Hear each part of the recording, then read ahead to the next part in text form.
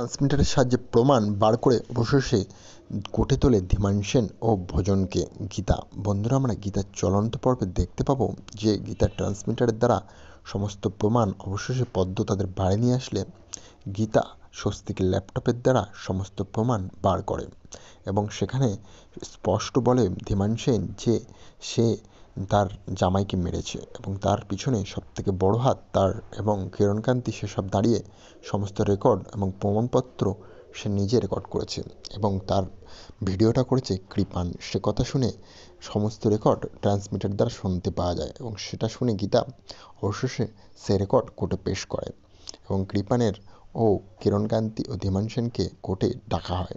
সেখানে ধীমান সেন বলে এটা এডিট করে বানানো হয়েছে, এমন কথা আমি বলতেই পারি না, আমি একটা সম্মানীয় ব্যক্তি।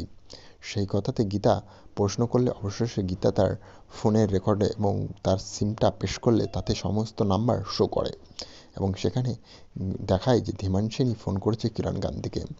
ধীমান সেনের ফোনের স্টেটমেন্টে স্পষ্ট সেই দিনের নাম্বার দেখা যায় কিরণকান্তির এবং সেই ভিত্তিতে অবশেষে গীতা কেসটা জিতে যায় এবং ধীমান সেন ফেঁসে যায় জালে এবং সে তখন গীতাকে কোটি টাকা অফার করলেও গীতা সেটা অ্যাকসেপ্ট করে না এবং বলে, আমার বোনকে তুমি ফাঁসিয়েছ, আমাকে তুমি পারবে না, আমি কানুনকে ভালোবাসি, টাকাকে নয়। এবং সে ধীমান সেনকে জেল করানোর জন্য সমস্ত উপায় ভাবতে থাকে এবং অবশেষে সে জেতার মুখে এসে গেলেও জিততে পারছে না, কারণ ধীমান সেন টাকার জোরে সমস্ত কিছু ঘটাতে থাকে।